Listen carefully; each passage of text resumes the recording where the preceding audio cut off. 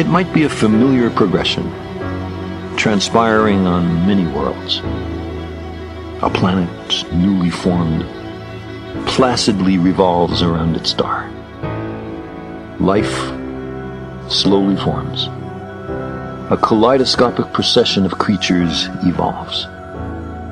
Intelligence emerges, which, at least up to a point, confers enormous survival value.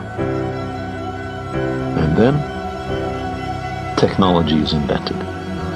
In a flash, they create world-altering contrivances.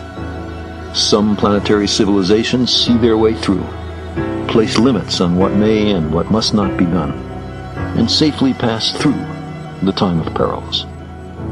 Others, not so lucky or so prudent, perish. This is one reason that in the Long Astronomical Perspective, there is something truly epical about now.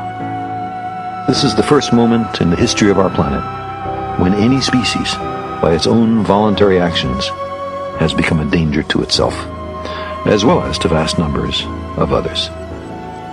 We humans have already precipitated extinctions of species on a scale unprecedented since the end of the Cretaceous period. But only in the last decade has the magnitude of these extinctions become clear, and the possibility raised that in our ignorance of the interrelations of life on Earth, we may be endangering our own future. Of course, we must keep our planet habitable, not on a leisurely timescale of centuries or millennia, but urgently on a timescale of decades or even years. This will involve changes in government, in industry, in ethics, in economics, and in religion. We've never done such a thing before, certainly not on a global scale. It may well be too difficult for us. Dangerous technologies may be too widespread. Corruption may be too pervasive.